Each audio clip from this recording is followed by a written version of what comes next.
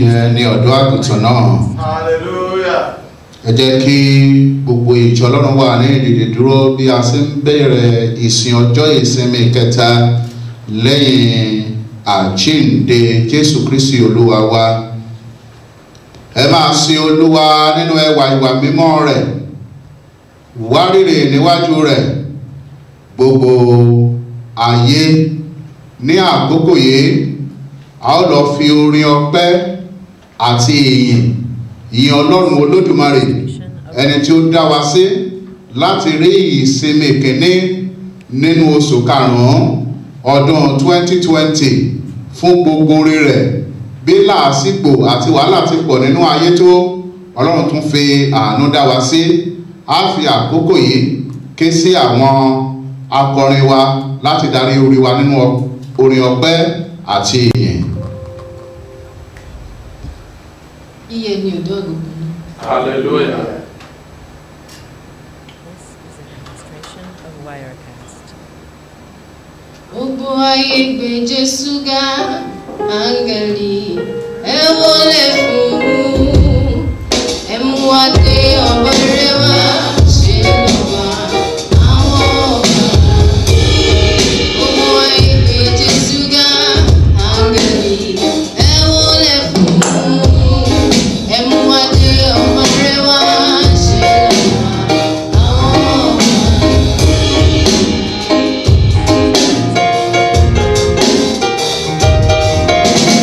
Gbogbo ayé gbé Jésù ga, ẹ wólẹ̀ fún un, ẹ mú wa dé ọba rẹ̀ wá, ṣe lọ́ba àwọn ọba.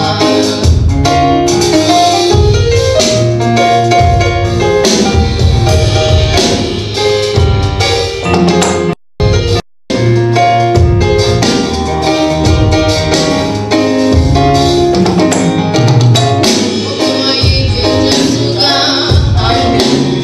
ẹ wólẹ̀,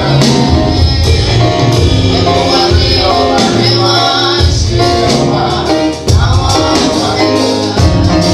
Gbogbo ayé gbé Jésù ga, ẹ wólẹ̀ fún un, ẹ mú wa dé ọba rẹ̀ wá, ṣe lọ́ba àwọn ọba.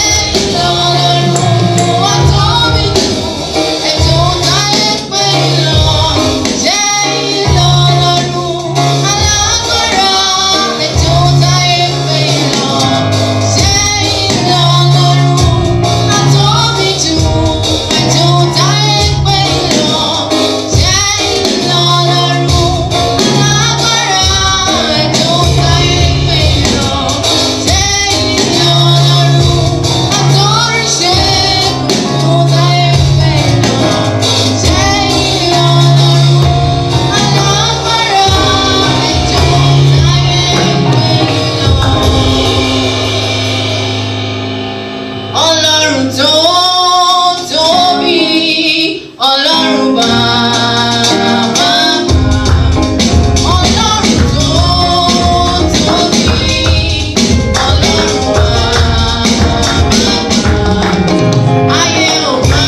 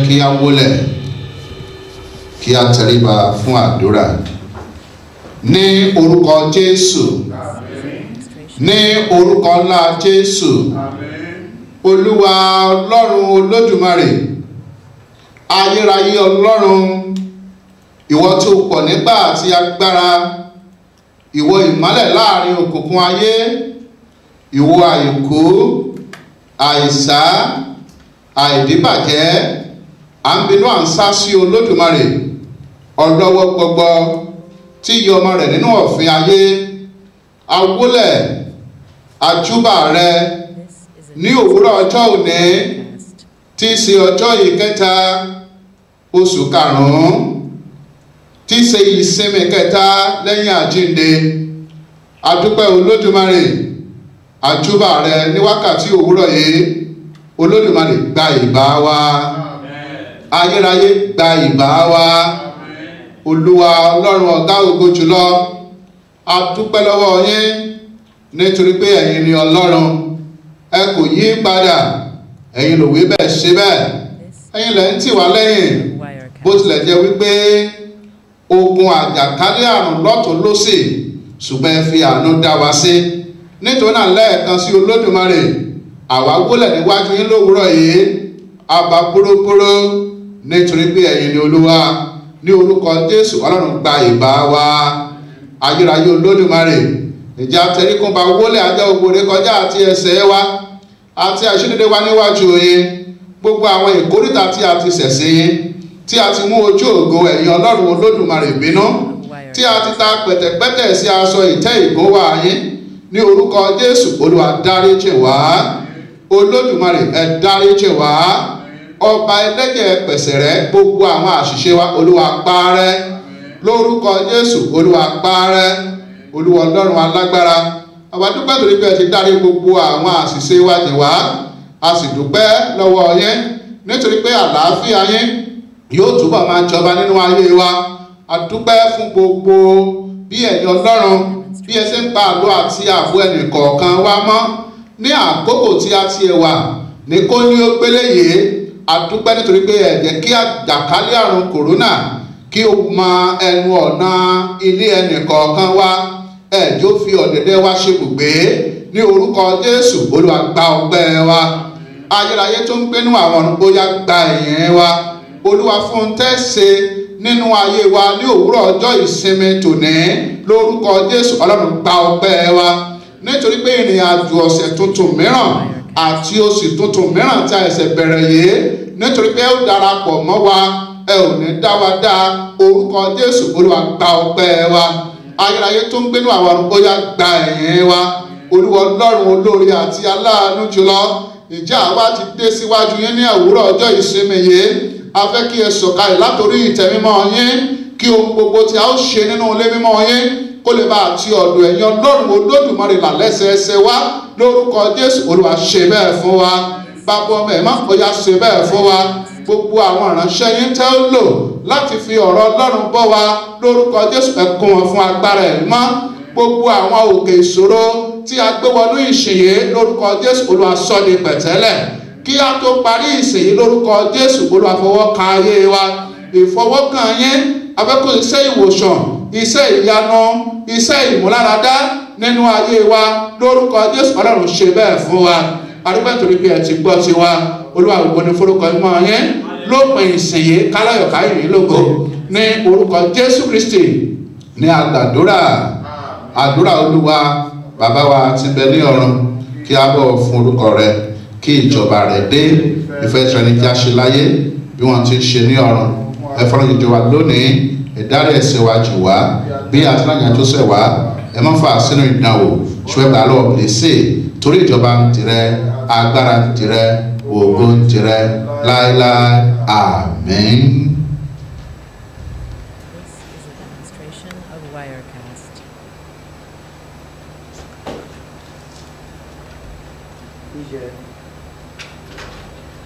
Yíyẹ ẹni ọ̀dọ́ àgùntàn. Bíbélì kíkà wa kìíní láòrè nínú ìwé ìṣe àwọn àpọ́stélì orí ìkejì a ó kà láti ẹsẹ̀ ìkejìlélógójì títí dé ẹsẹ̀ kẹtàdínláàdọ́ta. Iṣẹ́ àwọn àpòstélì orí ìkejì, a ó kà láti ẹsẹ̀ ìkejìlélógójì títí dé ẹsẹ̀ kẹtàdínláàdọ́ta. Wọ́n sì dúró ṣinṣin nínú ẹ̀kọ́ àwọn àpòstélì àti ní ìdàpọ̀, ní bíbú àkàrà àti nínú àdúrà. Ẹ̀rù sì bà gbogbo ọkàn. Iṣẹ́ ìyanu àti iṣẹ́ àmì pípọ̀ ni a ti ọwọ́ àwọn àpòstélì ṣe. Gbogbo àwọn tí ó sì gbàgbọ́ wà ní ibì kan, wọ́n ní ohun gbogbo ṣọ̀kan. Wọ́n sì ń ta ohun ìní àti ìlú wọn. Wọ́n sì ń pín fún olúkúlùkù gẹ́gẹ́ bí ẹnikẹ́ni ti ṣe aláìní. Wọ́n sì ń fi ọkàn kan dúró ní ojoojúmọ́ nínú tẹ́ḿpìlì àti ní bíbu àkàrà ní ilé. Wọ́n fi inú dídùn àti ọkàn kan jẹ oúnjẹ wọn. Ẹsẹ̀ tá ó ti dá ẹnu dúró. Wọ́n yin Ọlọ́run, wọ́n sì ní ojú rere lọ́dọ̀ ènìyàn gbogbo. Olúwa sì ń yàn kún wọn ní ojoojúmọ́ àwọn tí a ń gbàlà. Èyí ni ọ̀rọ̀ Olúwa.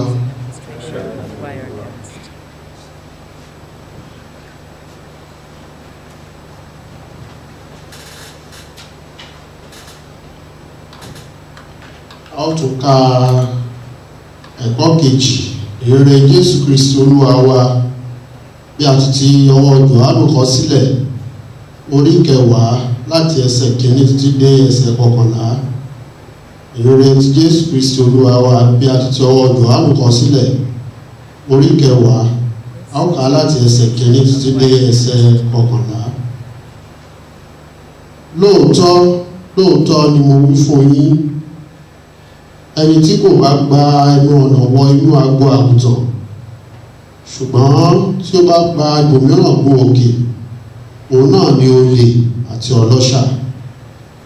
Ṣùgbọ́n ẹni tí ó bá ti ẹnu ọ̀nà wọlé, òun ni í ṣe olùṣọ́ àgùntàn àwọn àgùntàn.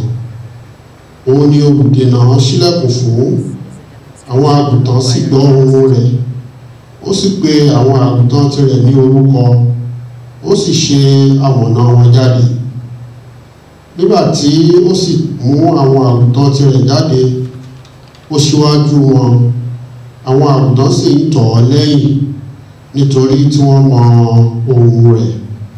Wọn kò jẹ́ tọ̀ àlejò lẹ́yìn, ṣùgbọ́n wọn a máa sá lọ́dọ̀ rẹ̀ nítorí tí wọn kò mọ ohùn àlejò.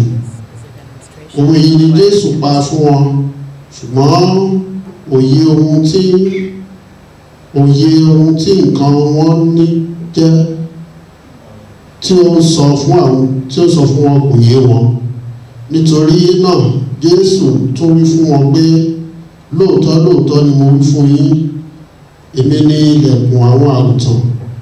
Olè àti ọlọ́ṣà ni gbogbo àwọn tí ó ti wá síwájú mi, ṣùgbọ́n àwọn àgùntàn kò gbọ́ tiwọn. Èmi ni ilẹ̀kùn. Bí ẹnìkan bá ọ̀dọ̀ mi wọlé, òun ni a ó gbàlà. Yóò wọlé, yóò sì jáde, yóò sì rí koríko. Olè kì í wá bí kò ṣe láti jalè àti láti pa àti láti parun. Èmi wá kí wọ́n lè ní ìyè, àní kí wọ́n lè ní lọ́pọ̀lọpọ̀. Èmi ni olùṣọ́ àgùntàn rere. Olùṣọ́ àgùntàn rere fi ẹ̀mí rẹ̀ lélẹ̀ nítorí àwọn àgùntàn. Èyí ni ìrere Jésù Kristi Olúwa wa.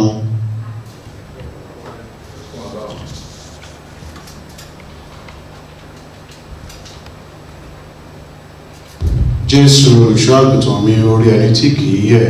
Orin 142. 42.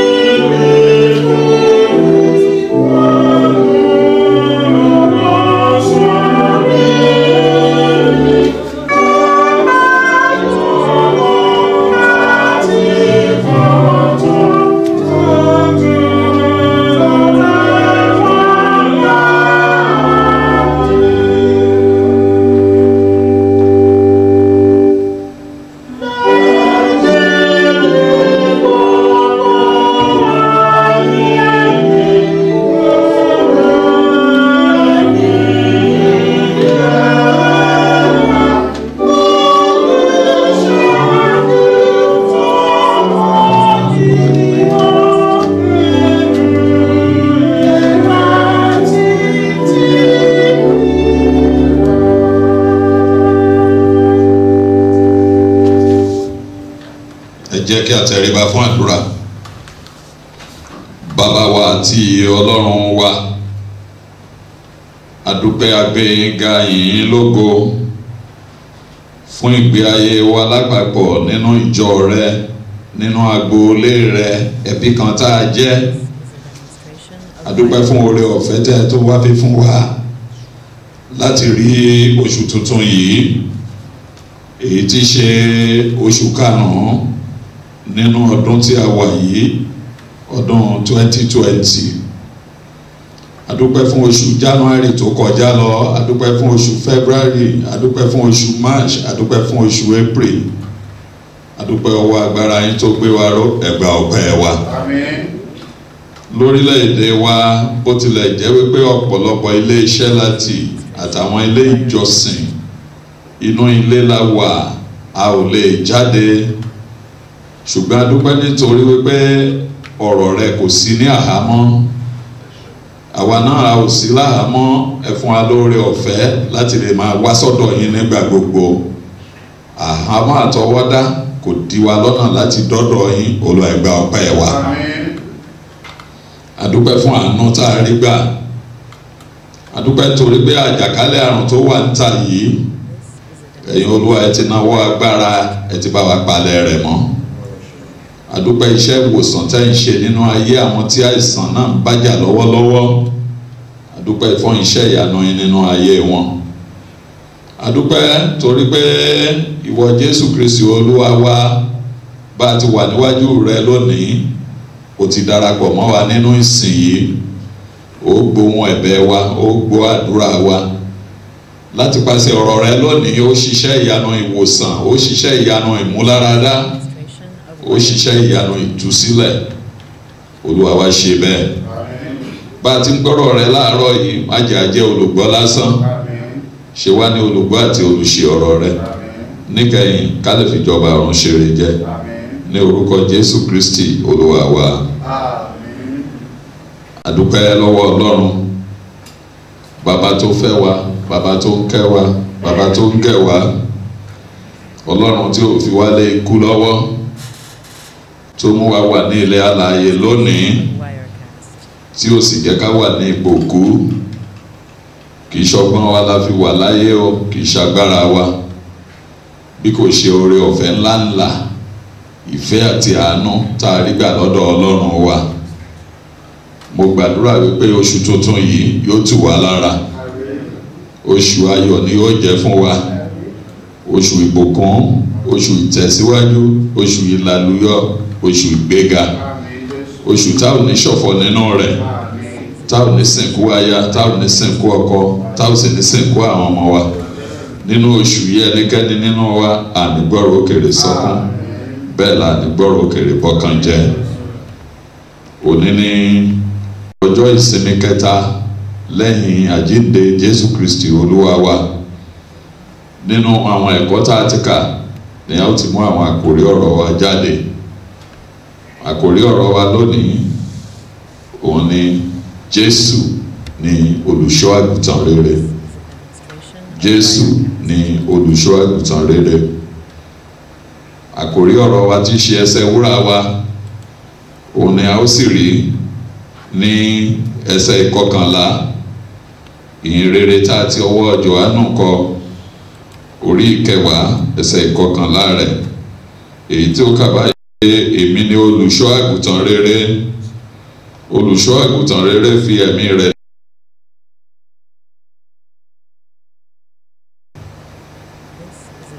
tí a bá wo àyíká àti àyídá wa, pàápàá wa tí ó jẹ́ pé a wà ní ìlú, àwọn ìlú tó wà ní ìgbèríko tàbí tàbí wá síbẹ̀, ọ̀pọ̀lọpọ̀ wa ni a rí àgùntàn, a máa ń rí àgùntàn. A sì mọ bí àwọn bàbá wa àti ìyá wa bọ́n ṣe máa ń tọ́jú àwọn àgùntàn yìí. Ṣùgbọ́n ní apá ilẹ̀ Lárúbáwá, àwọn olùṣọ́ àgùntàn wà tó jẹ́ wípé iṣẹ́ dídá ẹran àgùntàn òun ni wọ́n yàn láàyò tí wọ́n sì ń ṣe. Ṣùgbọ́n ní lónìí, èyí tí ọ̀pọ̀lọpọ̀ àwọn òǹkọ̀wé tí wọ́n mọ̀ sí ìyẹn orí kẹwàá yìí tí a kà nínú ìrere Jòhánù tí wọ́n mọ̀ sí ìwé olùṣọ́ àgùntàn. Jésù òwe ló fi sọ̀rọ̀ níbẹ̀. Ẹ má sì gbàgbé wípé Jésù fẹ́ràn láti máa fi òwe sọ̀rọ̀. Ìgbà mìíràn ó lè sọ wípé èmi ni ìmọ́lẹ̀ ayé. Bàtó bá sọ bẹ́ẹ̀ àwọn èèyàn máa wò pé ṣé àtùpà wà lára ẹni àbí báwo. Ṣùgbọ́n torí pé ó wá tó sì jẹ́ ìmọ́lẹ̀ tòótọ́ gbogbo ibi tí òkùnkùn wà ni Jésù ló fi pa ìgbésí ayé rẹ̀, iṣẹ́ rẹ̀ àti ọ̀rọ̀ rẹ̀ àti ìwà rẹ̀ ló fi hàn wípé òun ni ìmọ́lẹ̀ tòótọ́. Ní ibi tí a kà lónìí náà bẹ̀rẹ̀ láti ẹsẹ̀ ìkíní, Jésù ń sọ òwe òun ló pa fún wa níbẹ̀. Ó pe ara ẹ̀ ní ilẹ̀kùn, ó pe ara ẹ̀ ní olùṣọ́ àgùntàn. Ó tún wá sọ̀rọ̀ nípa àwọn olùṣọ́ àgùntàn mìíràn èyí tí ó yàtọ̀ sí olùṣọ́ àgùntàn rere. Ní ìwòríta kan ó pè wọ́n ní ọlọ́ṣà, ní ìwòríta kan ó pè wọ́n ní àwọn tó jẹ́ pé àgbà láti ṣiṣẹ́, tó jẹ́ pé owó ọ̀yà wọn ni wọ́n ń ṣiṣẹ́ fún. Ṣùgbọ́n gẹ́gẹ́ bí a sọ nínú àkórí ọ̀rọ̀ wa wípé Jésù òun ni olùṣọ́ àgùntàn rere. Iṣẹ́ olùṣọ́ àgùntàn ni láti tọ́jú àwọn àgùntàn, láti máa fi ọ̀nà hàn àwọn àgùntàn, láti máa lo ìfẹ́, láti máa fi ìfẹ́ hàn sí àwọn àgùntàn. Olùṣọ́ àgùntàn gbọ́dọ̀ mọ àwọn àgùntàn tirẹ̀ yàtọ̀. Ó ti gbọ́dọ̀ máa darí wọn lọ sí ibi pápá oko tútù tí wọ́n ó ti máa jẹ. Àwọn iṣẹ́ mìíràn tí olùṣọ́ àgùntàn ń ṣe ni wípé ó ń bọ́ àwọn àgùntàn, ó ń fi oúnjẹ fún wọn lákòókò tó wọ̀ tó yẹ kí wọ́n jẹun, ó sì máa ń dáàbò bò wọ́n. Olùṣọ́ àgùntàn kì í fẹ́ kí àgùntàn ẹ̀ kó dínkù, ṣùgbọ́n ó máa ń fẹ́ kí wọ́n máa pọ̀ sí i. Tí ewu bá dẹ̀ fẹ́ wu ọ̀kan nínú wọn, ó ṣetán láti fẹ̀mí ara rẹ̀ lélẹ̀ láti gba àgùntàn lọ́wọ́ ewu. Ní iṣẹ́ àwọn olùṣọ́ àgùntàn yìí, tí olùṣọ́ àgùntàn bá ti darí àgùntàn lọ láti òwúrọ̀ títí di àṣálẹ́, gbàtó bá di àṣálẹ́ tó ti kó wọn wọ ibùjẹ níbi tí a máa ń fi wọn pamọ́ sí ní ibùdó àwọn àgùntàn yìí ní ilé tá a kọ́ fún wọn, olùṣọ́ àgùntàn fúnra ẹ̀ á wá sùn sí ẹnu ọ̀nà ilé ibi àgùntàn yẹn. Kí ni iṣẹ́ tó ń ṣe níbẹ̀ gẹ́gẹ́ bí olùṣọ́ àgùntàn? Òun ni láti dáàbò bo àwọn àgùntàn. Tí ìkòkò bá ń bọ̀ láti wá pa àgùntàn jẹ nínú agbo, a jẹ́ pé ìkòkò yẹn òun ló máa kọ́kọ́ kàn kó tó dé ọ̀dọ̀ àwọn àgùntàn. Yóò dojú ìjà kọ ìkòkò, yóò sì pa ìkòkò dà. Tí àwọn àgùntàn tí wọ́n bá fẹ́ ṣàkó lọ, bóyá wọ́n kàn fẹ́ jáde kan rìnrìn àrè lọ, a jẹ́ pé irú àgùntàn bẹ́ẹ̀ yóò kọjá lórí olùṣọ́ àgùntàn kó tó kọjá. Tá a bá tiẹ̀ wá rí tó tasẹ̀ agẹrẹ tó jẹ́ pé ó ṣàkó lọ, olùṣọ́ àgùntàn yóò tilẹ̀kùn mọ́ àwọn àgùntàn tó kù, yóò wáyé tó sọnù yẹn lọ. Tá a bá wo eléyìí, nítòótọ́ Jésù òun ni olùṣọ́ àgùntàn rere, torí pé òun ló fi ẹ̀mí ẹ̀ lélẹ̀ fún àwọn àgùntàn. Ẹ̀rí Jésù tá a sì ń sọ̀rọ̀ nípa èyí, òun ni Ọlọ́run, torí pé Ọlọ́run kì í fẹ́ kí ibi kó ṣẹlẹ̀ sí àwọn ọmọ rẹ̀, ìpalára kì í fẹ́ kó ṣẹlẹ̀ sí àwọn ọmọ rẹ̀. Tí ọmọ Ọlọ́run kan bá wà nínú ìpalára, a ó rí wípé Ọlọ́run máa fi gbogbo ọ̀nà láti fi tù ú lára. So láàárọ̀ yìí à ń sọ̀rọ̀ fún wa wípé Jésù òun ni olùṣọ́ àgùntàn rere. Ṣùgbọ́n kí n tó bẹ̀rẹ̀ sí ní sọ̀rọ̀ nípa ti Jésù yìí gangan, ìdí tí o fi gbọ́dọ̀ gbà á ní Olúwa àti Olùgbàlà, ìwọ pẹ̀lú ìjẹ́wọ́ gan mọ̀ wípé olùṣọ́ àgùntàn ni ọ́. Mo mọ̀ pé ó ṣe é ṣe ká má mọ̀.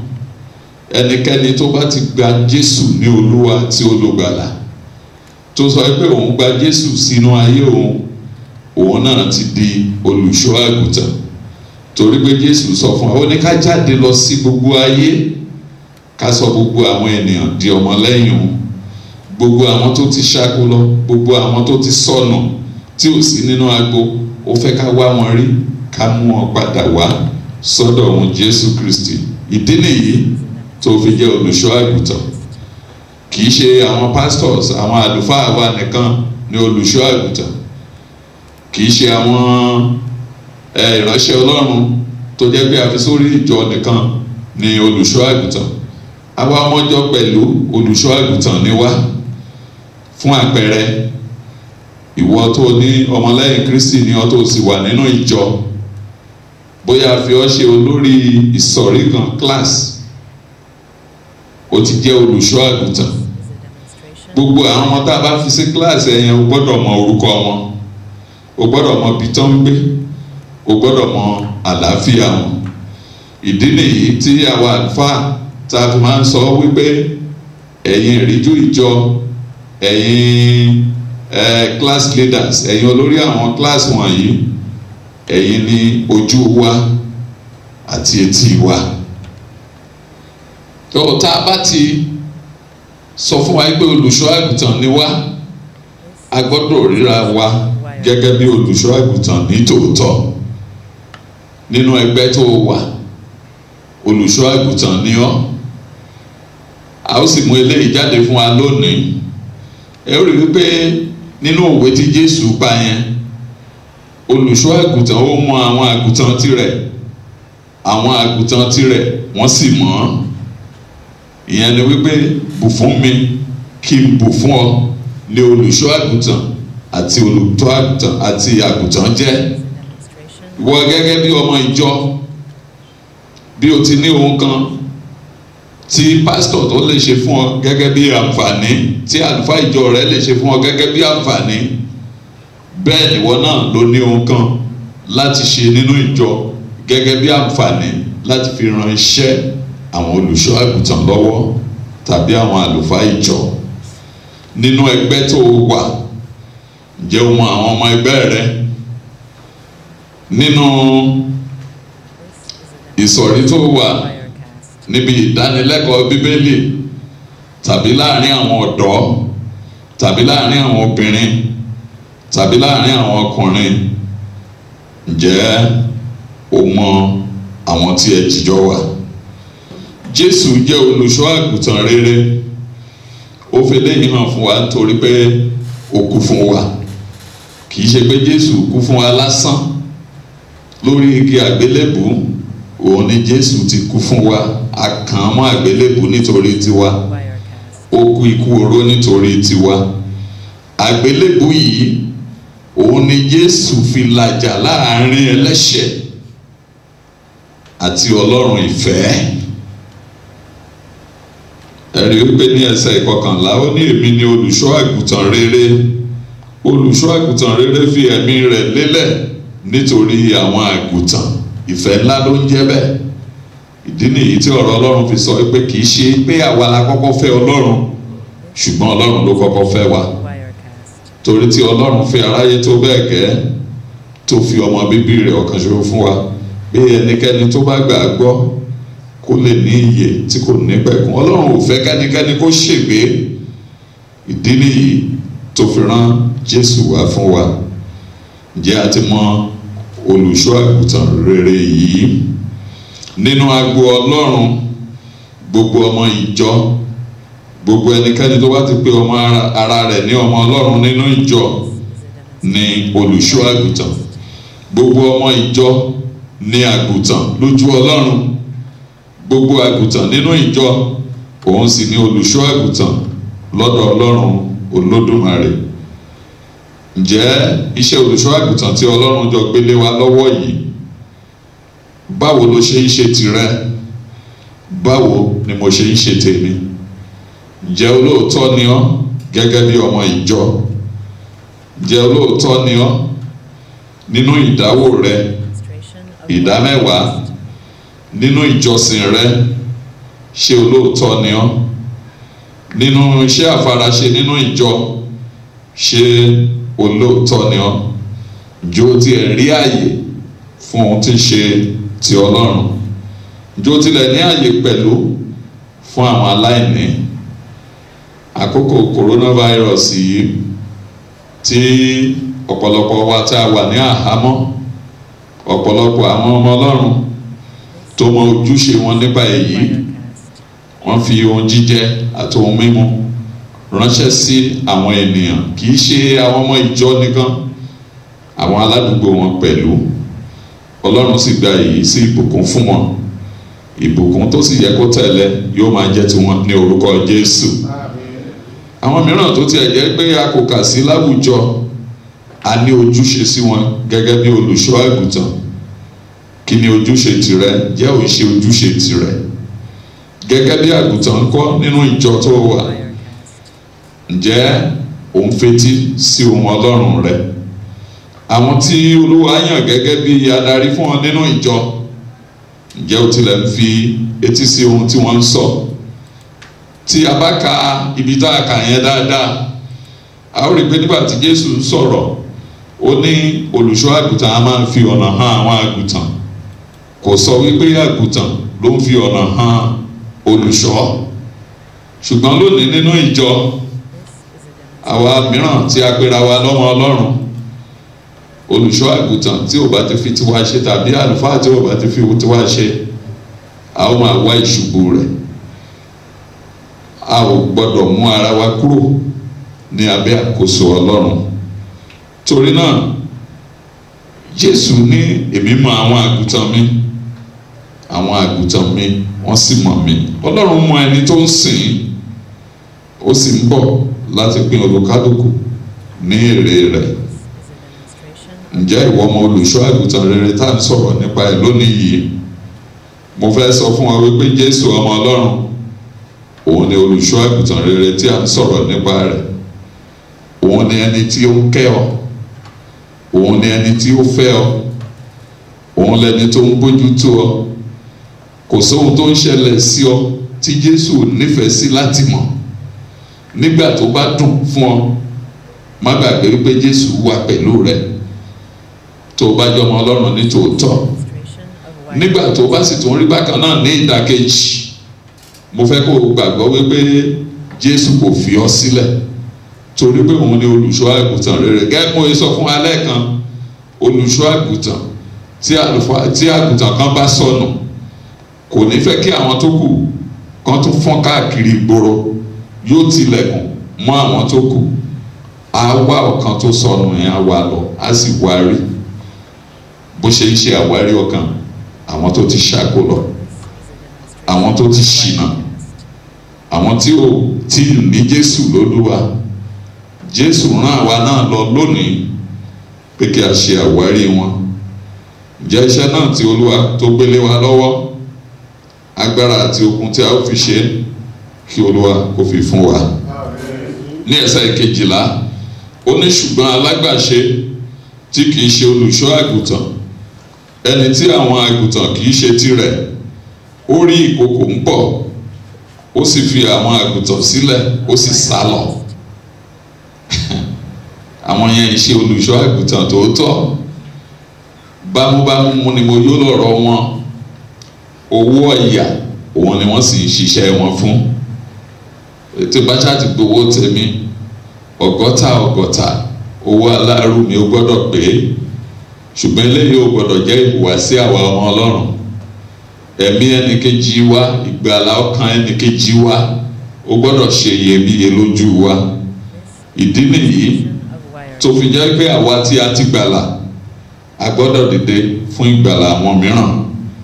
Àwa tá a ti mọ Jésù, àwa tá a ti gba Jésù lólúwa àti olùgbàlà, àwa tá a ti mọ adùn tó wà nínú Jésù, a ní láti ṣe àwárí àwọn tó wà lóde. Ìdí nìyẹn tí Jésù fi sọ pé òun ní àwọn àgùntàn mìíràn tí kìí ṣe ti agbo yìí. Àwọn àgùntàn wà lẹ́yìn agbo. Kí ni ìgbésẹ̀ tí àwa ń gbé láti pè wọ́n wọlé? Má gbàgbé, Jésù òun ni olùṣọ́ àgùntàn rere. Kò sóhun tó ń bá fínra tí Jésù mọ̀. Pàápàá lákòókò tó jẹ́ pé a ò lóore ọ̀fẹ́ láti jáde ọ̀pọ̀lọpọ̀ orílẹ̀ ìwòsàn lọ. Jésù ni ọ̀pọ̀lọpọ̀ ń ké pè. Mo fẹ́ fi dá ọ lójú láàárọ̀ yìí pé Jésù ò gbàgbé rẹ o, ó ń gbọ́ ìgbé rẹ, bẹ́ẹ̀ ni ó sì ń gbọ́ ìmí ẹ̀dùn rẹ. Bóyá o tiẹ̀ ti ń rò ó wípé Ọlọ́run ò nífẹ̀ẹ́ rẹ, báwo lọ̀rọ̀ rẹ ṣe wá rí báyìí? Yẹ ara rẹ wò bóyá o níbi tó ti kọsẹ̀. Ní àárín ọ̀sẹ̀ nígbà tí mo ń gbàdúrà ní ìkórìtà kan, ọjọ́ yẹn mo send message jáde. Olúwa ní ká sọ fún àwọn ènìyàn pé kí ènìyàn búburú kó yẹ ọ̀nà rẹ̀ wò, kí ènìyàn búburú kó yẹ ọ̀nà rẹ̀ wò. Àǹfààní nìyí, mo mọ̀ pé ọ̀pọ̀lọpọ̀ wa inú wa ń dùn pé láti bí ọ̀sẹ̀ tó ń bọ̀ àwọn máa jáde, ọ̀pọ̀lọpọ̀ á ti máa fojú wo ibi tó ti fẹ́ jayé lọ. Àní ṣe ayé jẹ. Ẹ jẹ́ ká kó ara wa ní ìjánu. Ọ̀sẹ̀ kan yẹn ó lè jẹ́ ọ̀sẹ̀ ewu fún orílẹ̀-èdè yìí, ṣùgbọ́n àwa ọmọ Ọlọ́run tí a bá ti fi òtítọ́ inú bá Ọlọ́run rìn, tá a mọ ẹni tá a gbàgbọ́ tọkàntọkàn, tí a sì dúró nínú ìfẹ́ Ọlọ́run, a ó rí wípé ẹ̀mí mímọ́ Ọlọ́run yóò tọ́ wa, bẹ́ẹ̀ ni yóò sì kọ́ wa lóhun tá a ó ṣe. A ò ní ṣubú ara, bẹ́ẹ̀ la ò ní ṣubú ẹ̀mí. Mo fẹ́ kó o mọ̀ wípé Ọlọ́run fẹ́ ọ, òun ló ṣe fi Jésù Kristi ló ṣe fi fún ọ gẹ́gẹ́ bí olùṣọ́ àgùntàn rere. Jésù kú lórí igi àgbélébù. Àgbélébù tí Jésù kú lórí rẹ̀ ó jẹ́ àgbélébù tó ní ìhà tó pọ̀. Ìhà kan ó fi hàn wá níbẹ̀ pé ìfẹ́ ni Ọlọ́run. Ìhà mìíràn ó fi hàn wá níbẹ̀ wípé Jésù ó jẹ́ ẹni tó jẹ́ pé a fìyà jẹ, ṣùgbọ́n lẹ́yìn ìyà tá a fi jẹ yẹn ó fún wa ní ìṣẹ́gun. Kí sì ni ìdí tá a fi rán Jésù wá? A rán Jésù Kristi wá sí ayé láti wá pa iṣẹ́ ìṣòro nínú ayé wa lónìí, nínú ilé wa lónìí, ní ibi iṣẹ́ wa lónìí, rin ìrìn àjò wa nínú oṣù yìí. Olúwa yóò pa iṣẹ́ ìṣòro. Bóyá ìwọ tilẹ̀ ń ṣiyèméjì bóyá Ọlọ́run fẹ́ ọ tàbí ò fẹ́ ọ, mo fẹ́ sọ fún ọ lónìí wípé Olúwa fẹ́ ọ. Wá sọ́dọ̀ Jésù olùṣọ́ àgùntàn rere, yóò sì tẹ́wọ́ gbà ọ́. Jésù kì í ta àwọn tirẹ̀ nù. Ǹjẹ́ wọ́n ti ẹ̀ ṣe tán láti wo Jésù olùṣọ́ àgùntàn rere báyìí, ẹni tí ó jẹ́ alákòóso ọkàn wa àti aláṣepé ìgbàlà wa? Jésù olùṣọ́ àgùntàn rere yìí nìkan la lè wò fún ìṣẹ́gun, òun nìkan la lè wò fún ààbò, òun nìkan la lè wò fún ìgbàlà, òun nìkan la lè wò fún ìmúláradá. Ǹjẹ́ ìwọ tilẹ̀ ń ṣe àìsàn ní àkókò yìí? Sọ fún Jésù, sọ fún Jésù nìkan, yóò sì wò ọ́ sàn, yóò sì mú ọ lára dá. Nínú Jésù nìkan òun ni a ti lè ní ayọ̀ lẹ́kùnrẹ́rẹ́, torí pé ó ti sọ wípé ayọ̀ tí èmi fi fún yín ẹnikẹ́ni kì yóò lè gbà lọ́wọ́ yín. Ǹjẹ́ ọmọ aráyé kò ní sọ ayọ̀ wa di èkóró, iyọ̀ wa kò sì ní di òbu, ìmọ́lẹ̀ wa kò ní padà di òkùnkùn. Bóyá o tilẹ̀ ń rìn ní òkùnkùn tàbí àkókò tilẹ̀ le fún alákòókò yìí, Jésù wà láàyè, ó sì wà láàyè síbẹ̀. Ìdí nìyẹn tó fi jíǹde kúrò nínú òkú. Ó ṣetán láti tọ́ ọ, ó ṣetán láti dáàbò bò ọ́. Orúkọ tó lágbára ni orúkọ Ọlọ́run wa, Jehovah Nisi. Bóyá o mọ̀ lónìí, àṣírí ńlá ni. Lábẹ́ orúkọ yìí òun la sápamọ́ sí. Bóyá ìwọ tilẹ̀ ń rò wípé ìwọ nìkan ló kù bí àwọn ará ìṣáájú ṣe rò. Ọlọ́run ní ká sọ fún ọ lónìí láti pàṣẹ ọ̀rọ̀ rẹ̀ pé kì í ṣe ìwọ nìkan ló kù, òun wà pẹ̀lú rẹ̀. Ní ìwọlé rẹ nínú oṣù yìí, Olúwa yóò wà pẹ̀lú rẹ̀. Ní ìjáde rẹ nínú oṣù yìí, Olúwa yóò wà pẹ̀lú rẹ̀. Nínú gbogbo ìdáwọ́lé rẹ nínú oṣù yìí, Olúwa yóò wà pẹ̀lú rẹ̀. Tilẹ̀ gbọ́ nínú ọ̀rọ̀ rẹ̀, ó ní búburú kan kì yóò ṣubú lù ọ́, ó ní bẹ́ẹ̀ ni àrùn karùn kí ó sún mọ́ ọ. Coronavirus kò ní ráyè nínú ìdílé wa, nínú ẹbí wa kò ní ráyè níbẹ̀. Lórílẹ̀‐èdè Nàìjíríà, Olúwa bá wa palẹ̀ coronavirus mọ́. Orílẹ̀‐èdè Nàìjíríà yóò sì gba ìtúsílẹ̀. Orílẹ̀‐èdè Nàìjíríà yóò di òmìnira. Coronavirus yóò dohun ìgbàgbé. A sì fi gbogbo àwọn tí àìsàn náà ń bájà lọ́wọ́lọ́wọ́ àfi wọ́n sábẹ́ àkóso àti ìpamọ́ Ọlọ́run Olódùmarè. Ìwòsàn pípé yóò jẹ́ tiwọn, ìmúláradá yóò jẹ́ tiwọn. Bí Jésù Kristi bó bá jẹ́ olùṣọ́ àgùntàn rẹ ní tòótọ́ tó o sì gbàgbọ́ wípé olùṣọ́ àgùntàn rere ni, àwọn ọmọ kìnìún á máa ṣaláìní, ebi á sì máa pa wọ́n, ṣùgbọ́n àwọn tó fẹ́ Olúwa kò ní ṣaláì lóhun tó dára. Gbogbo àìní rẹ ni Jésù yóò bá pàdé láìkú gan. Àìní nípa tara, àìní nípa tẹ̀mí yóò bá pàdé láìkú gan. Yóò sì fún ọkàn rẹ ní ìsinmi.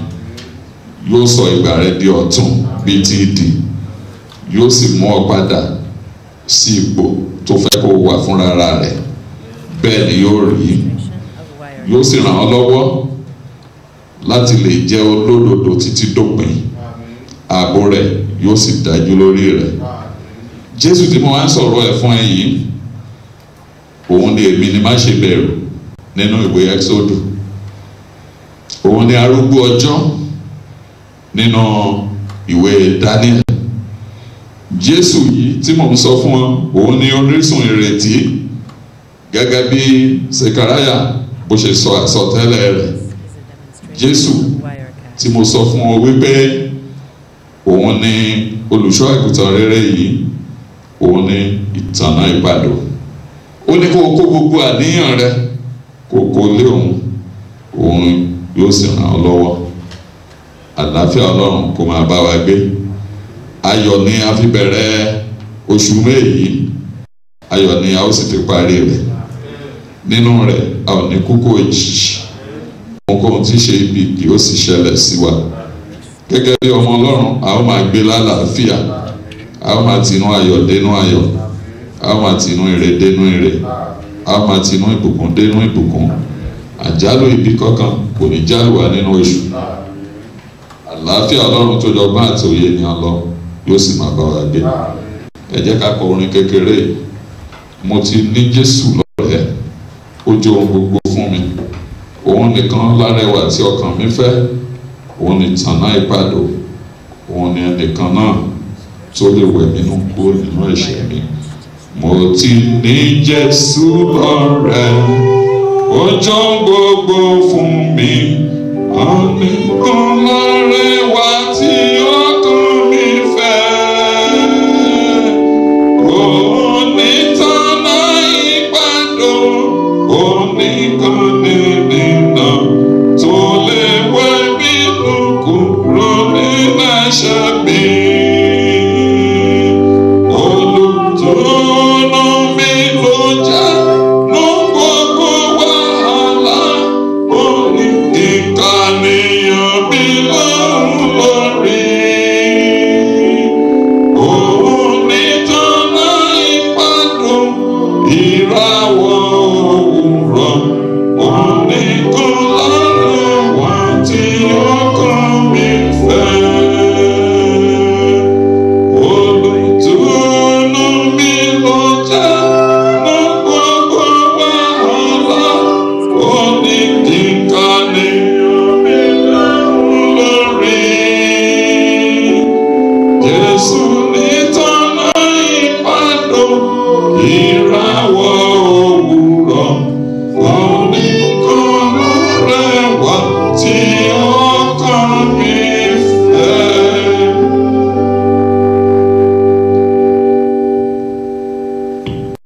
Ẹ jẹ́ ká bẹ̀rẹ̀ sí ní dúpẹ́ lọ́wọ́ Ọlọ́run fún ọ̀rọ̀ rẹ̀ tí ó rán wá sí wa. Ó ti rán ọ̀rọ̀ rẹ̀ jáde. Ẹ̀mí Ọlọ́run sì ti balẹ̀ pẹ̀lú tí ó lè ṣe iṣẹ́ rere nínú ayé wa. Jẹ́ kí ọ̀rọ̀ rẹ máa ṣe amọ̀nà mi, má sì jẹ́ kí n ṣubú.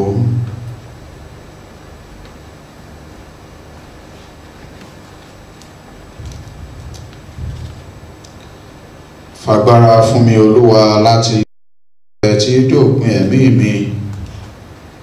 This is a demonstration of Wirecast. Olúwa, gẹ́gẹ́ bí ọ̀rọ̀ rẹ èyí tí o ti rán sí wa, a jẹ́wọ́ wípé ìwọ ni olùṣọ́ àgùntàn náà, ẹni tí àwa kó gbogbo àníyàn wa lé lórí, èyí tí ó sì ṣe ìtọ́jú fún wa. Àwa sì sọ wípé kì yóò sí àìní, kì yóò sì sí wàhálà èyí tí ó lé wa kúrò lẹ́yìn rẹ. Fagbára fún wa nínú ọ̀rọ̀ náà, Ọlọ́run Olódùmarè, ká lè jẹ́ olóòótọ́ ọmọ ogun Kristi títí dé òpin ẹ̀mí wa. Jẹ́ kí ìbùkún àti ara rẹ kó máa bá wa gbé. Wọ̀nyí la béèrè fún nítorí tí ẹ ti gbọ́, torí a gbàdúrà rẹ lórúkọ Jésù Kristi náà Olúwa wa. Àmín. Nísinsìnyí a ó dìde dúró, a ó dohùn pọ̀ gẹ́gẹ́ bí ẹbí kan nínú Kristi láti fi òtítọ́ ìgbàgbọ́ wa múlẹ̀ nígbà tí a ń ka ìjẹ́wọ́ ìgbàgbọ́ ti àwọn àpọ́stélì. Gbogbo wa wípé mo gba Ọlọ́run Baba Olódùmarè gbọ́, ẹlẹ́dàá ọ̀run ayé, mo gba Jésù Kristi gbọ́, ọmọ rẹ̀ kan ṣoṣo Olúwa wa, ẹni tí a fẹ́ mọ́ lóyún, ẹni tí a bí nínú Màríà wúndíá, ẹni tí ó jìyà lọ́wọ́ Pọ́ńtù Pílátù, ẹni tí a kàn mọ́ àgbélébùú, ẹni tí ó kú tí a sì sin, ó sọ̀kalẹ̀ rẹ̀ ipò òkú, ní ìjọ́ kẹta ó tún jíǹde kúrò ní òkú, ó rẹ òkè ọ̀run, ó sì jókòó lé ọwọ́ ọ̀tún Ọlọ́run Baba Olódùmarè. Níbẹ̀ ni ó ti wá ṣe ìdájọ́ ààyè òun òkú. Mo gba ẹ̀mí mímọ́ gbọ́, ìjọ mímọ́ ènìyàn Ọlọ́run, ìdàpọ̀ àwọn èèyàn mímọ́, ìdáríjì ẹ̀ṣẹ̀, àjíǹdara ní ìsà òkú, àti ìyè tí kò ní pẹ̀kun. Àmín. Kí Olúwa kí ó pẹ̀lú yín. Ẹ jẹ́ kí a wólẹ̀ kí a ṣàdúrà. Àdúrà fún ọjọ́ ìsinmi kẹta lẹ́yìn àjíǹde. Ọlọ́run Olódùmarè, ẹni tí ń fi ìmọ́lẹ̀ òtítọ́ rẹ̀ hàn fún àwọn tí ń bẹ nínú ìṣìnà, nítorí ìdí èyí pé kí wọn kí ó lè padà bọ̀ sínú ipa ọ̀nà òdodo, fi fún gbogbo àwọn tí a gbà sínú ẹgbẹ́ ìsìn Kristi, kí wọn kí ó lè máa yẹra kúrò nínú ohun wọn ní tí ó lòdì sí ìjẹ́wọ́ wọn, kí wọn kí ó sì máa tọ gbogbo irú nǹkan wọn nì lẹ́yìn èyí tí ó bá èyí náà ṣe déédéé, nítorí Jésù Kristi Olúwa wa. Ọlọ́run, ẹni tí í ṣe olórísun àlàáfíà àti olùfẹ́ ìrẹ́pọ̀, mímọ́ ẹni tí í ṣe ìyà nípẹ̀kun àti ṣíṣe ẹni tí í ṣe òmìnira ànítán, dáàbò bò wá wọ níparamọ́ ọmọ ọ̀dọ̀ rẹ ní gbogbo ìkọlù àwọn ọ̀tá wa, kí àwa ẹni tí ń gbẹ̀kẹ̀lé ààbò rẹ gidigidi má bẹ̀rù agbára ọ̀tákọ́tà, nítorí agbára Jésù Kristi Olúwa wa. Àmín. Olúwa Baba wa tí ń bẹ lé ọ̀run, Olódùmarè àti ayérayé Ọlọ́run, ẹni tí ó mú wa dé òwúrọ̀ ọjọ́ nílé àlàáfíà, fi agbára ńlá dáàbò bò wá nínú rẹ̀ náà, kí ó sì fi fún wa, kí a má ṣubú sínú ẹ̀ṣẹ̀ lónìí, kí a má sì súré wọ inú ewukéwu, ṣùgbọ́n kí gbogbo ṣiṣẹ́ wa kó lè máa ti ọ̀rẹ́ lẹ́sẹẹsẹ wá, kí a lè ṣe tí ó tọ́ lé ojú rẹ̀ nígbà gbogbo, nítorí Jésù Kristi Olúwa wa. Ẹ jẹ́ ká bẹ̀rẹ̀ sí ní dúpẹ́ lọ́wọ́ Ọlọ́run fún oore ọ̀fẹ́ tó fi fún wa láti rí Sunday kìíní nínú oṣù karùn-ún àti ọjọ́ kẹta nínú ìrìn àjò tuntun oṣù karùn-ún. Ẹ jẹ́ ká dúpẹ́ fún ààbò rẹ̀ lórí wa, fún àlàáfíà rẹ̀ èyí tí ó fi bá wa gbé láti rin ìrìn àjò oṣù kẹrin, tí ó fi ọ̀pá ìyè rẹ̀ tó fi tù wá nínú, tí ó sì fi ọ̀já ìyè rẹ̀ pọ̀n wá pẹ̀lú, tí ọ̀kọ̀ọ̀kan nínú wa ò já tílẹ̀ lẹ́yìn rẹ̀.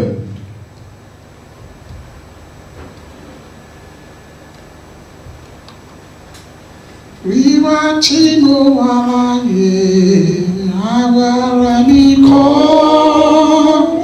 wíwá tí mo wà láyé orí forúkọ rẹ̀, wíwá tí a wà láyé agbára wa kọ́, wíwá tí a wà láyé orí forúkọ rẹ̀, àṣọpẹ́ fọ́lọ́run wa torí kò ṣeun tó rán máa yìn jẹ́ kí ẹni tí ó ní ẹ̀mí kí ó yìn Olúwa.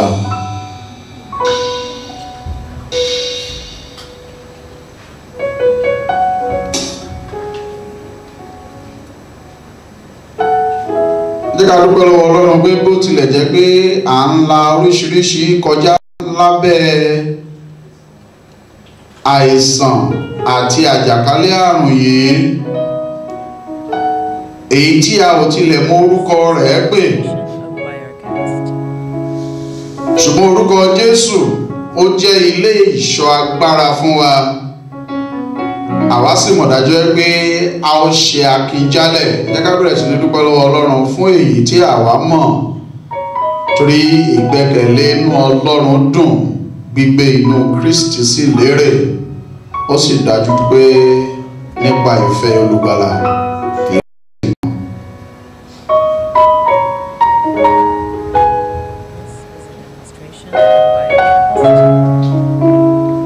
Bí a ti ń dúpẹ́ náà la ó máa fi ìrẹ̀lẹ̀ bèrè sí, ṣùgbọ́n ọkàn ọpẹ́ òun là ń mú sanra.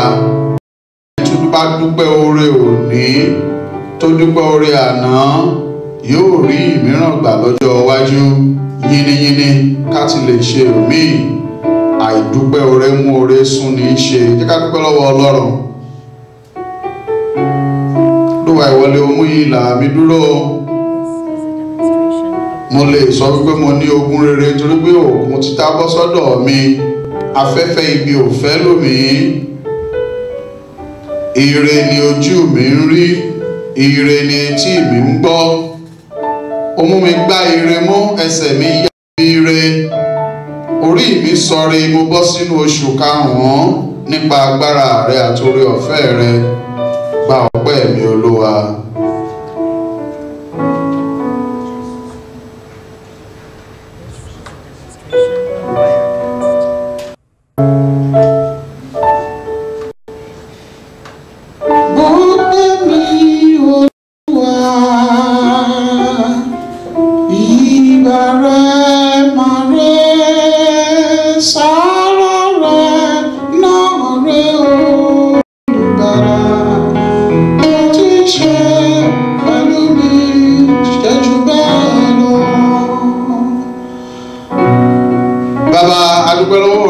Tí ìwọ jẹ́ tiwa, bẹ pẹ̀lú wa, àwa kì yóò dààmú.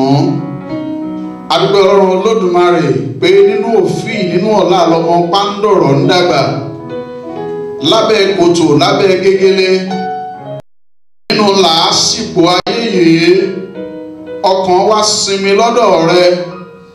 Àwa sì dúpẹ́ nítorí pé nígbà tí a ní ọ gẹ́gẹ́ bí Ọlọ́run tó tó gbójúlé, tí ìwọ ń ṣe olùṣọ́ àgùntàn rere tí kìí fi àwọn àgùntàn tìrẹ sílẹ̀. A gbẹ́kẹ̀ wa lé ọ. Ìwọ ti sọ wípé ó pa wọ́n mọ́ ní ìpamọ́ àlàáfíà gbogbo ọkàn ẹni tó sinmi lé ọ. Ọlọ́run a dúpẹ́ lọ́wọ́ rẹ nítorí pé bí àìbalẹ̀ ọkàn tilẹ̀ wà káàkiri, ó fi ìsinmi fún ọkàn wa. Àwa sì mọ̀ dájú wípé ọjọ́ ọ̀la wa ti dára náà, nítorí tí àwa mọ̀ wípé bá a ti gbẹ́kẹ̀lé ìfẹ́ bàbá wa, ìwọ lé ohun gbogbo fún wa. Lórúkọ Jésù gba ọpẹ́ wa, bàbá mímọ́ gba ìyìn wa. Lẹ́nìkọ̀ọ̀kan wa níhìn yìí àti nínú ilé, a ti jẹ́wọ́ rẹ gẹ́gẹ́ bí Olúwa àti olùgbàlà wa, sì ti dúpẹ́ lọ́wọ́ rẹ. Bàbá, oore rẹ bíi ti bàbá pátápátá jẹ́ kó máa ṣàn nínú ayé wa. Bí a ti dúpẹ́ tí tó ti ṣe tí tó ń ṣe lọ́wọ́lọ́wọ́, lórúkọ Jésù tí ọ̀la bá Sátánì má jẹ́ ó bá wa dẹ́kun rẹ̀ o. Ọlọ́run a dúpẹ́ lọ́wọ́ rẹ ní pàtàkì jùlọ pàápàá ní kàtídírà wa yìí, fún gbogbo àwọn ẹlẹ́gbẹ́jẹgbẹ́ èyí tí a ya ọjọ́ òní sọ́tọ̀ fún wọn láti yin ìwọ Ọlọ́run àti láti dámúsò láti ṣe ìjúbà níwájú rẹ. Bí ó tilẹ̀ jẹ́ wípé a sé wa mọ́ ilé, ṣùgbọ́n ilẹ̀kùn àánú rẹ ò tì mọ́ wa, o ṣílẹ̀kùn àánú rẹ sílẹ̀ fún wa. Àwa sì mọ̀ dájúdájú wípé ògo àti ẹwà rẹ yóò bá ẹnìkọ̀ọ̀kan wa gbé nínú ẹgbẹ́ wa, yóò bá ẹnìkọ̀ọ̀kan wa gbé nínú ilé wa, yóò bá ẹnìkọ̀ọ̀kan wa gbé nínú ọgbà wa tó bẹ́ẹ̀ tó jẹ́ wípé ọgbà tútù yọ̀yọ̀ òun ni yóò máa jẹ́ fún ẹnìkọ̀ọ̀kan wa kì yóò sí ìnira kínira lọ́dọ̀ wa lórúkọ Jésù gba ọpẹ́ wa. Olúwa Ọlọ́run Olódùmarè, orílẹ̀-èdè wa di ọwọ́ rẹ, ara ọ̀rọ̀kùn ara ọ̀radìyẹ, ṣùgbọ́n gẹ́gẹ́ bí ọ̀rọ̀ rẹ lónìí a tún fi ìdìpọ̀ àlàáfíà dì mọ́ ìwọ tí í ṣe orísun àlàáfíà wa, ìwọ tí í ṣe olùṣọ́ àgùntàn wa. Olúwa Ọlọ́run Olódùmarè, àgùntàn rẹ la jẹ́, bàbá má jẹ́ aṣáko lọ. Gbogbo ohun tó ń bá wa fínra lákòókò yìí, ìwọ tí o sọ lórí igi àgbélébù wípé ó parí, jẹ́ kí títàn ó dé bá wọn. Ọlọ́run, àrùn yìí tá ò mọ orúkọ rẹ̀ pè, a rí i wípé ìwọ ti jẹ́wọ́ rẹ̀, ó ti ṣe ìpinnu rẹ̀ fún wa pé ó bùkún oúnjẹ wa, ó ya ayé wa sí mímọ́, ó sì ya ilẹ̀ wa sí mímọ́, tó bẹ́ẹ̀ pé ó mú àjàkálẹ̀ àrùn kúrò nínú rẹ̀. Bàbá, ìwọ tí ń ṣe ìlérí tó sì mú ìlérí ṣẹ, yára kankan Olúwa ré kọjá wá ṣe àtúnṣe ọ̀nà Olúwa.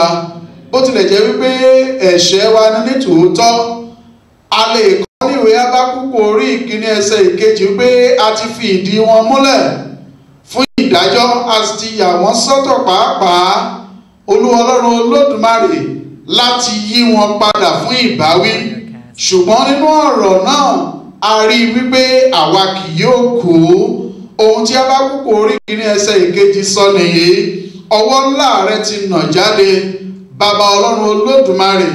Ikú àìtọ́jọ́, ikú wérewère lórúkọ Jésù ẹ̀dákẹ́jẹ́. Gbogbo agbára ìsà òkú afọ́ yín túútú, torí pé Jésù ni àjíǹde àti ìyè. Nítorí náà agbára àjíǹde ó yá wọnú orílẹ̀-èdè yìí wá. Agbára àjíǹde máa ṣiṣẹ́ ní gbogbo àgbáyé. Agbára àjíǹde ó yá wọnú ìdílé kọ̀ọ̀kan. Fi ìtura fún wa Olúwa. Gbogbo àwọn tí àrùn yìí ti dágúnlẹ̀, gbogbo àwọn tí àjàkálẹ̀ àrùn yìí ti sọ di aláàbọ̀ ara, lórúkọ Jésù Olúwa gbé wọn dìde. Gbogbo àwọn tó tilẹ̀ ti pàdánù ẹ̀mí wọn nípasẹ̀ rẹ̀, bàbá tì wọ́n lẹ́yìn Olúwa, tó bẹ́ẹ̀ ti jẹ́ pé ìdílé wọn ò ní bá lọ pẹ̀lú. Bàbá, ògo àti ẹwà rẹ jẹ́ kó máa bá gbogbo wa gbé. Olúwa Ọlọ́run Olódùmarè, a fi ìjọ Ọlọ́run lé ọ lọ́wọ́.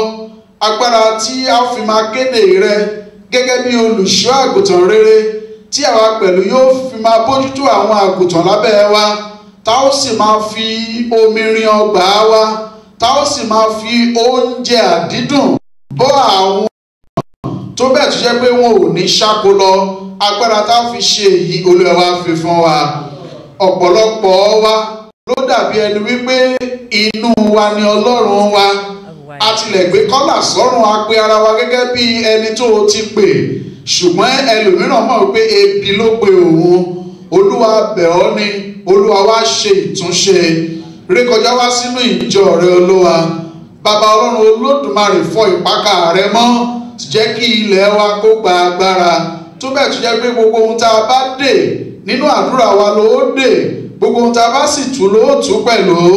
Ọlọ́run, àwọn ìmíràn tilẹ̀ ń béèrè wípé ìjẹ́ Ọlọ́run ṣì ń gbọ́ àdúrà bí? Wọ́n tilẹ̀ sọ wípé ara ń ni ẹnìkankan, àkókò ìkórè ò sì dé pẹ̀lú, bẹ́ẹ̀ ni ooru ò mú àwọn. Ọ̀rọ̀ rẹ ni wọ́n wí fún Ọlọ́run Olódùmarè. Bàbá, dìde nínú àánú rẹ, kó tọpasẹ̀ ọkàn wa, kó ṣe ìdáríjì, kó sì wẹ̀ wá nù kúrò nínú ẹ̀ṣẹ̀ wa, kó fa ìfẹ́ wa sọ́run, kálàáfíà rẹ kó lè máa jọba.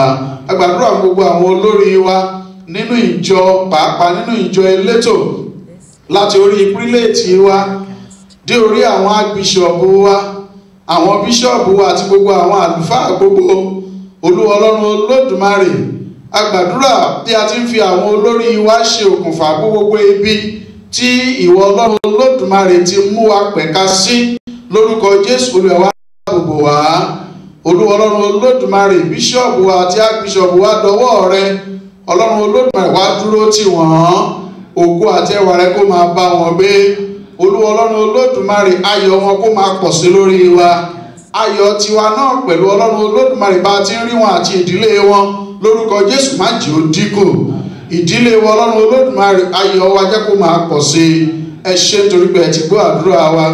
Àwa mọ̀ dájú pé nígbà tá a bá parí ìsìn yìí a ó lè bojú ẹ̀yìn nítòótọ́ wípé a ti bá ọ pàdé àti wípé ìṣẹ́gun ti jẹ́ tiwa àti pé ìtura ti wọnú ayé wa àti pé àlàáfíà rẹ tí ayé kò lè fi fúnni yóò máa bá wa lọ. Nítorí náà Ọlọ́run Olódùmarè tẹ́wọ́ gba ọpẹ́ wa. Ìjẹ́ kí ayé wa kó lè máa polongo orúkọ rẹ. Gbogbo àwọn aláìsàn pé wọ́n dìde Olúwa, àwọn tó dàbí ẹni wípé wọ́n sunkún àìrí bí wọ́n ń dàgbà àwẹ̀ àìrí pọ̀n gẹ́gẹ́ bí o ti dáná lóhùn lọ́jọ́ kìíní àná, ọlẹ̀ ayọ̀ ọlẹ̀ ọmọ rẹ jẹ́ kó sọ nínú wọn. Àwọn tí ó sì yù sínú bàbá nígbà tí àfọ̀n bá gbóní ó tó wọ̀, àfọ̀n wọn jẹ́ kí ó gbókè tó wọ̀ Olúwa. Nígbà tí ó bá sì wọ̀ jẹ́ kó wọ̀ sílẹ̀ rere.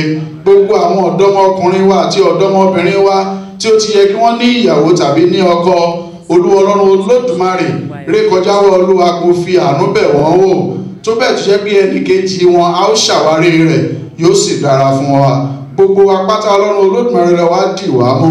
Gbogbo àwọn ìpẹ́ rẹ̀ wa bàbá má jẹ́ a rí àyọlọ láàrin wa. Ààbò rẹ kó dájú lórí wa. Iṣẹ́ má jẹ́ ó dìṣẹ́ mọ́ wa lọ́wọ́. Ọ̀pá oúnjẹ Olúwa má jẹ́ ó ṣẹ́ mọ́ wa lẹ́nu. Jẹ́ kí ìbùkún àjà rẹ kó máa bá wa gbé. Má jẹ́ akínárà kó àtijọ́. Jẹ́ kí àlàáfíà rẹ kó jẹ́ tiwa. Ẹ ṣé nítorí pé ẹ ti gbọ́ tiwa, torí tí a gbàdúrà rẹ̀ ní orúkọ Kristi náà Olúwa wa. Ẹ jẹ́ kí a sọ ní gbólóhùn kan àwọn ohun tí à ń fẹ́ lọ́wọ́ Ọlọ́run kó ṣe fún wa. Ó sì dá mi lójú wípé a ó gbégbá ọpẹ́ lórí rẹ̀.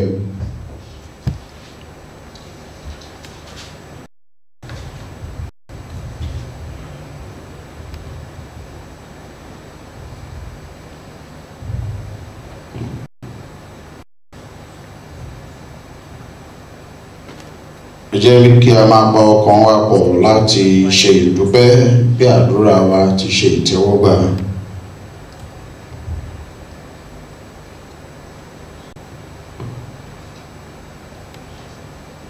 Ọlọ́run Olódùmarè ẹni tó ti fún wa lé oore ọ̀fẹ́ nísinsìnyí láti fi ọkàn wa bẹ̀bẹ̀ lọ́dọ̀ rẹ. Ó sì ṣe ìlérí pé nígbà tí ẹni méjì tàbí mẹ́ta bá kó ara wọn jọ lé orúkọ rẹ, ó fi ìbéèrè wọn fún wọn.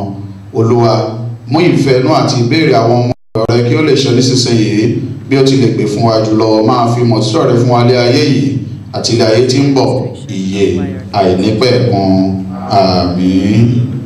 Ìfilọ̀. Yíyẹ ni ọ̀dọ́ àgùntàn náà.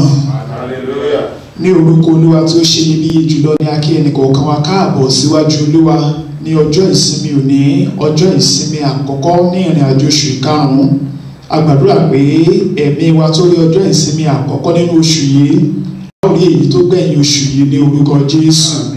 Bákan náà là ń kí àwọn tí wọ́n yọ ayọ̀ ọjọ́ ìbí wọn ní oṣù karùn-ún yìí. A gbàdúrà pé èyí kò ní jí àṣemọ fún ẹnikẹ́ni àti pé oore ọ̀fẹ́ láti ṣe ọ̀pọ̀lọpọ̀ sí nínú ìlera pípé Ọlọ́run yóò fún ẹnìkọ̀ọ̀kan ní orúkọ Jésù. À ń dúpẹ́ lọ́wọ́ Ọlọ́run, a sì kí bàbá wa tí Ọlọ́run ti lò láti fi ọ̀rọ̀ Ọlọ́run bọ́ wa. Bàbá wa Archbishop àti bíṣọ̀bù dáọ́sìsì yìí, bàbá wa Ọbáfẹ́mi Adélẹ́yìn. A gbàdúrà pé ìfi àmì òróró yàn Ọlọ́run lórí ayé wọn kò ní í gbẹ, bẹ́ẹ̀ ni ìwà láàyè Ọlọ́run kò ní í dágbére fún wọn. À ń rọ ẹnìkọ̀ọ̀kan wa pé kí a gbìyànjú kí a máa fi ẹ̀rọ ìbánisọ̀rọ̀ wa pé àwọn ọmọ ìjọ wa tí a bá ní àwọn nọ́mbà wọn lọ́wọ́ ká lè mọ tí ẹnìkọ̀ọ̀kan là kọjá.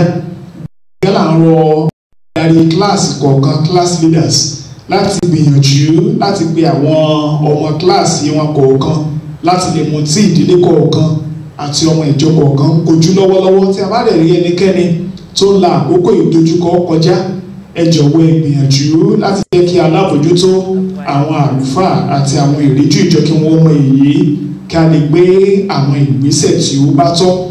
Bákan náà, tí a bá rí ọmọ ìjọ kankan tó ní lọ́kàn láti báyìí ní àwọn ọmọ ìjọ mìíràn pàdé nírú àkókò bí èyí, ara ẹ̀ kí wọ́n pe alábòjútó tàbí kí wọ́n fi tó àwọn àlùfáà tàbí àwọn ìríjú létí ohun tí wọ́n ní lọ́kàn láti ṣe. Bí a dẹ̀ ṣe ń ṣe ètò yìí yóò máa di ọwọ́ àwọn tí a fẹ́ fi fún. A sì gbàdúrà pé ẹnìkọ̀ọ̀kan wa a ò ní ṣe aláìní ohun tó dára ní orúkọ Jésù Kristi. Àwọn náà wà létí pé ní gbogbo ọjọ́ Wednesday ni a máa ń péjọpọ̀ láti gba ara Olúwa bí a ṣe wà ní ilé wa, kí a pèsè ọkàn wa sílẹ̀. Agogo 12 ọ̀sán máa ń ṣe èyí, ká wá búrẹ́dì wa àti wáìnì wa sórí pẹpẹ bí a ó ti máa darapọ̀ nínú ẹ̀mí tí ìbùkún Ọlọ́run yóò sì máa jẹ́ ìpín ẹnìkọ̀ọ̀kan wa. Bí a ṣe ń gba èyí, Olúwa yóò máa tún okun wa ṣe, yóò máa tún agbára wa ṣe, kò sì ní rẹ̀ wá ní orúkọ Jésù Kristi Olúwa wa. Àmín. Tí a bá rí ẹnikẹ́ni tó fẹ́ san ìdámẹ́wàá tàbí a ní ẹ̀bùn tí a fẹ́ fún ìjọ Ọlọ́run, a lè fi èyí ṣọwọ́ sí òṣùwọ̀n ìjọ bí wọ́n ṣe ń fi hàn wá lórí ẹ̀rọ bí a ṣe ń wò ó, bí a ṣe ń pèsè fún àìní ìjọ Ọlọ́run tí kára rẹ̀ yóò pèsè fún àìní ayé wa ní orúkọ Jésù Kristi Olúwa wa. Àmín. Ní báyìí ẹ jẹ́ ká mú àwọn ọrẹ wa jáde bí a ṣe ń fi fún Ọlọ́run, bí a ṣe ń kọrin tí a yin Ọlọ́run ẹlẹ́dàá wa. A ó máa fi àwọn ọrẹ wa dúpẹ́ lọ́wọ́ Ọlọ́run. Ó ṣe mí láàánú, máa polongo rẹ̀, ọba tó ṣe mí láàánú.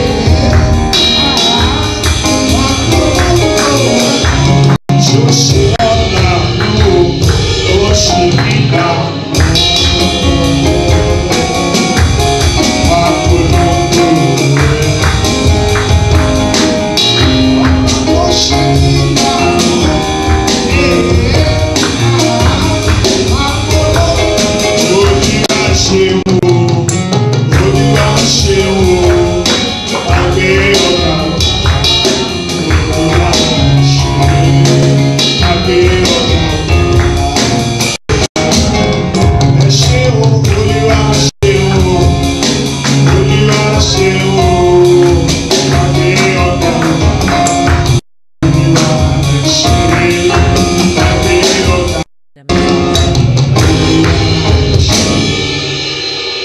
Dúpẹ́ lọ́wọ́ yín fún ìpèsè fún tí à ń rí gbà ní ojoojúmọ́ lórúkọ Jésù. Olúwa gba ọpẹ́ wa o.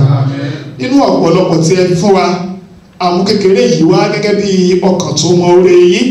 A gbàdúrà pé tìkára yín Ọlọ́run ẹ bá ní ayé wa pàdé. Kí ojú kí ó má ṣe pọ́n wa, kí ara kí ó má ṣe ní wa, kí ọ̀nà kó má dì máa yé wa, àti jẹ àti mu àti náà àti lò kó má jẹ́ ìnira fún wa. A gbàdúrà fún ìjọ yín pé kẹ́ ẹ báyìí ní ìjọ yín pàdé. Ògo ni fún orúkọ yín, Jésù Kristi Olúwa wa. Àmín. Ẹ jàre ẹ jókòó.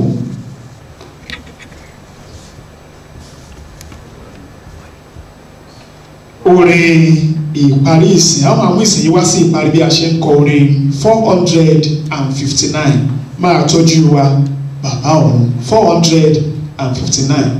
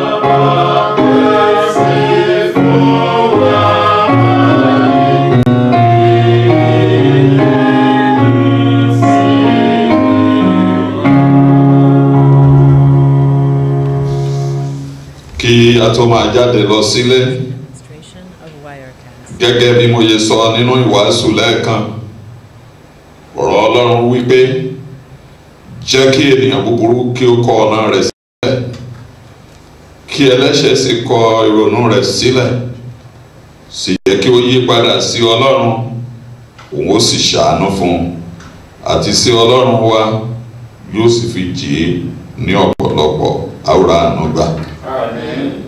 Bóyá wọ́n ń ṣàárẹ̀ tàbí ṣe àìsàn nínú ara tàbí nínú ẹ̀mí oríṣiríṣi ọ̀nà tó ń kó máa gbà ṣe àìsàn a fẹ́ lọ nínú ọ̀rọ̀ Ọlọ́run láti sàsọtẹ́lẹ̀ sínú ayé wa a ó sì rí àtọ̀tẹ́lẹ̀ tá a fẹ́ sọ sínú ayé wa fún ìwòsàn nínú ìwé wòlíì Jeremáyà orí 17 ẹsẹ̀ 14 a ó wí báyìí pé wò mí sàn Wò mí sàn, Olúwa Olúwa, èmi ó sì sàn èmi ó sì sàn, gbà mí là gbà mí là, èmi ó sì là èmi ó sì là, nítorí ìwọ ni ìyìn mi nítorí ìwọ ni ìyìn. wò mí sàn Wò mí sàn, Olúwa Olúwa, èmi ó sì sàn èmi ó sì sàn, gbà mí là gbà mí là, èmi ó sì là èmi ó sì là, nítorí ìwọ ni ìyìn mi nítorí ìwọ ni ìyìn. wò mí sàn Wò mí sàn, Olúwa Olúwa, èmi ó sì sàn èmi ó sì sàn, gbà mí là gbà mí là, èmi ó sì là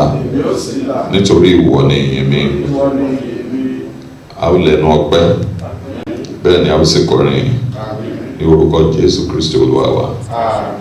Àwa tó dúró d'Olúwa, àwa tó dúró d'Olúwa, a ó tún agbára wa ṣe o, a ó tún agbára wa, a ó fi ẹ̀kọ́ kébìtì, a ó fi ẹ̀kọ́ kébìtì, a ó sáré kí ó sì rẹ̀ wá, a ó sáré kí ó sì rẹ̀ wá, a ó rí àrẹ̀ kí ó mú wá, a ó rí àrẹ̀ kí ó mú wá.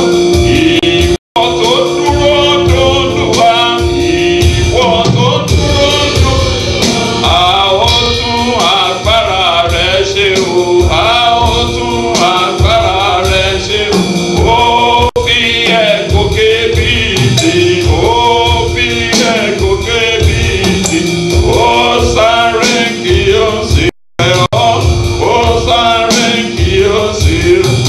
Ó rí àrẹ̀ kí ó mú ọ, ó rí àrẹ̀ kí ó mú ọ. Èmi tó dúró d'Olúwa, èmi tó dúró d'Olúwa, a ó tún agbára mi ṣe o, a ó tún agbára mi ṣe o. Ó fi ẹ̀kọ́ kébìtì, ó fi ẹ̀kọ́ kébìtì, ó sáré kí ó sì rẹ̀ ní, ó sáré kí ó sì rẹ̀ ní. Ó rí àrẹ̀ kí ó mú mi, ó rí àrẹ̀ kí ó mú mi, ó rí àrẹ̀ kí ó mú mi, ó rí àrẹ̀ kí ó mú mi, ó rí àrẹ̀. Lábẹ́ àánú, ìkẹ́, ìgẹ̀ àti ààbò Ọlọ́run Olódùmarè la fi ara àtọ́ka ẹnì kọ̀ọ̀kan wá sí. Kí Olúwa kó bùsí fún wa, kí Olúwa kó pa wá mọ́, kí Olúwa kó ṣojú àánú ẹ̀ kó mọ́lẹ̀ sí wa lára lónìí àti títí láéláé. Àmín. Àmín lórúkọ Jésù. Worthy is the Lamb. Hallelujah. Yíyẹ ni ọ̀dọ́ àgùntàn náà. Hallelujah.